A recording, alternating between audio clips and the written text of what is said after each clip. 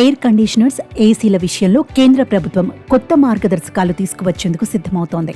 అందులో భాగంగానే ఏసీలో ఉష్ణోగ్రతలను 20 నుంచి 28 డిగ్రీల సెల్సియస్ మధ్య ప్రామాణీకరించే దిశగా బ్యూరో ఆఫ్ ఎనర్జీ ఎఫిషియన్సీ అడుగులు వేస్తోంది. ప్రస్తుతం కనీసం ఉష్ణోగ్రత 16 డిగ్రీల సెల్సియస్గా ఉంది.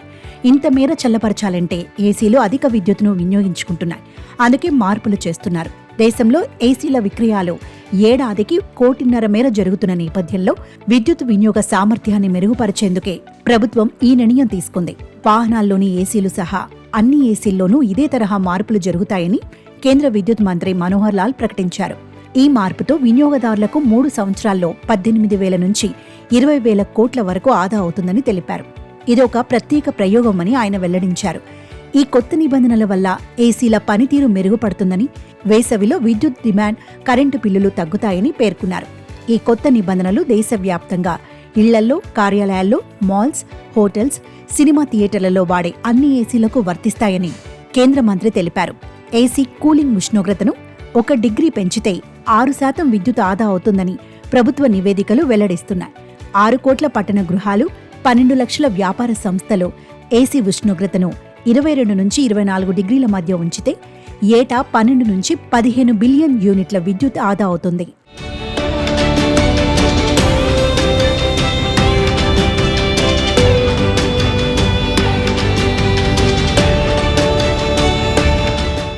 దీనివల్ల 4 నుంచి 5 బొగ్గు ఆధారిత విద్యుత్ ప్లాంట్లు నిర్మించాల్సిన అవసరం ఉండదని, ఫలితంగా కర్బన ఉద్గారాలు కూడా తగ్గుతాయని పేర్కొన్నాయి.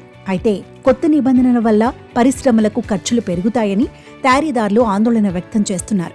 తమ రీసెర్చ్ అండ్ డెవలప్మెంట్ ఖర్చులు పెరుగుతాయని చెబుతున్నారు. ఇక ఎక్కువ సామర్థ్యం ఉన్న ఏసీలకు డిమాండ్ పెరుగుతుందని, సాధారణంగా ఇవి ఎక్కువ ధర ఉంటాయని తెలిపారు. 2018లో బ్యూరో ఆఫ్ ఎనర్జీ ఎఫిషియన్సీ చేసిన అధ్యయన లెక్కల ప్రకారం 2020లో ప్రభుత్వం ఏసీలకు 24 డిగ్రీల ఉష్ణోగ్రతను డిఫాల్ట్ సెట్టింగ్గా నిర్ణయించింది. 26 నుంచి 27 డిగ్రీల ఉష్ణోగ్రత వద్ద ఏసీలను వాడాలని సూచించింది. ఇది ఆరోగ్యానికి మంచిదని తెలిపింది.